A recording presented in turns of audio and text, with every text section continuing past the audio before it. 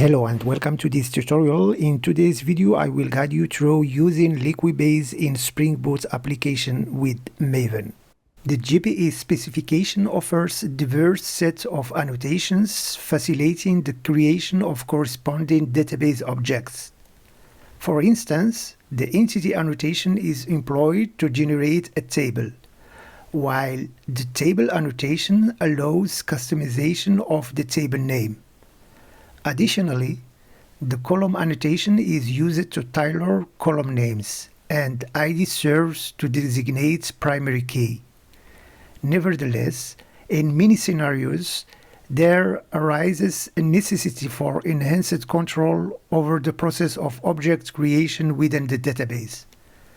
Moreover, the ability to centralize and track changes become crucial. Unlike relying solely on GPA's automatic database schema generation, Liquidbase offers a more controlled and versioned approach to database management in Spring Boot applications.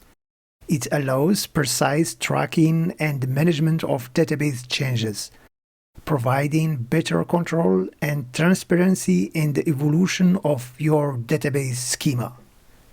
For our demo, we create a Spring Boot application by adding the GPA starter and adding the Liquibase core Maven dependency. And we define two GPA entities, employee and department. So in IntelliJ, let's create new project. Let's call it, for example, Liquibase. Using the Spring initialiser, choose Maven next, and here in developer tool, let's choose Lombok, is always helpful. And in the SQL, we will use Spring Data GPE. And as you see here, Liquibase migration is available, so we select Liquibase. And in our demo, we will use Postgres SQL. So let's select the driver. So this is all dependencies we need. Let's create the project.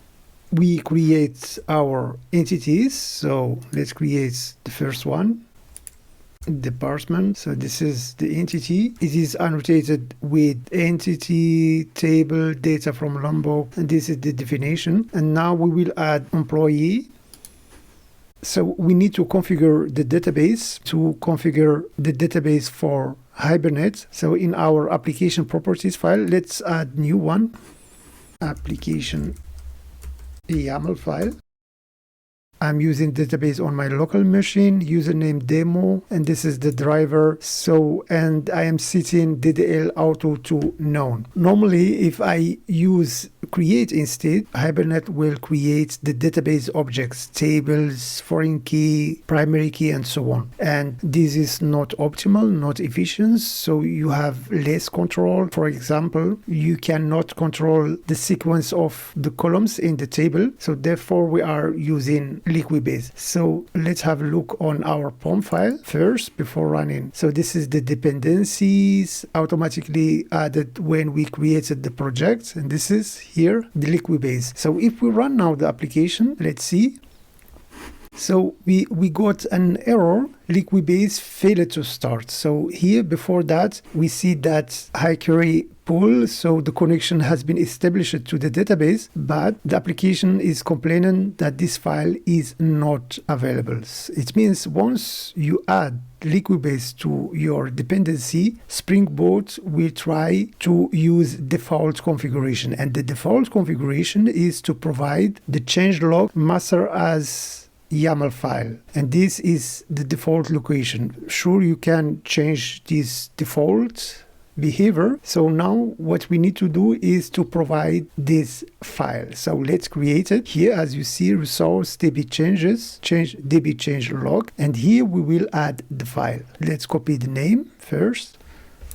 So I have already prepared this file. It is a YAML file, the default format. So as we have seen, you can use XML format or JSON format or even SQL. So Liquibase is flexible, and this is the change set. The first one, it takes an ID to identify it, an author who did the change. So it's protocoled here, and this is the change. Create table, this is the command, and table name, column, type of the column, it is primary key or not, and this is the second one. So the first one is for departments, and you see the name, you can use what you want. So this is the name, and the second change is the employee, and as you see here, you can define constraints from employee to implement the many-to-one relationship.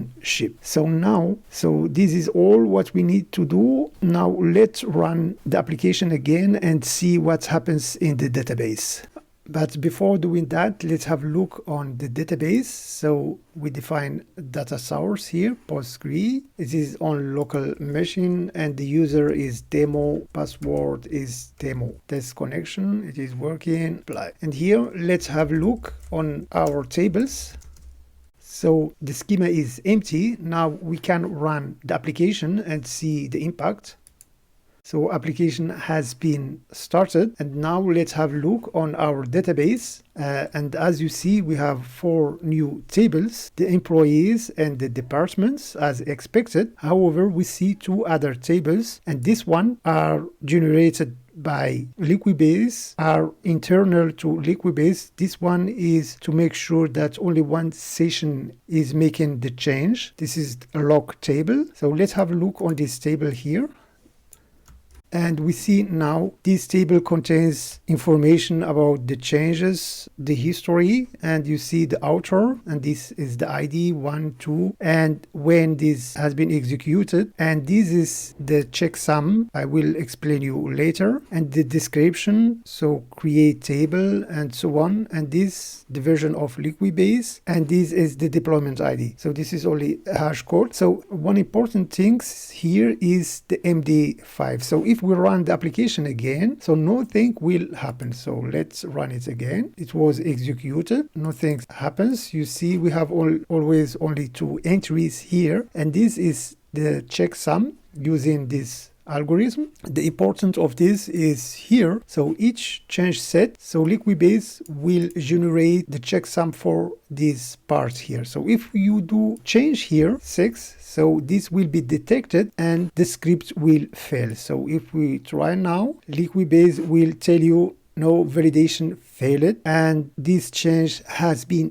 detected. This is very important. So let's correct it again. If another developer needs to add new changes, so you have to add the change to this file. So new changes can be added in the same file. It is also possible that you define in the master, you define many files, and you define only the sequence which file will be executed first. So Liquidbase supports many formats. However, these another important things. The problem that this script is only executed when you run the application. This is not optimal. If you need to have more control when the DDL is created, so we can add a Maven plugin for Liquibase to separate, to have more control in development. For example, if you want to drop the existing schema, so Liquibase provide a command for that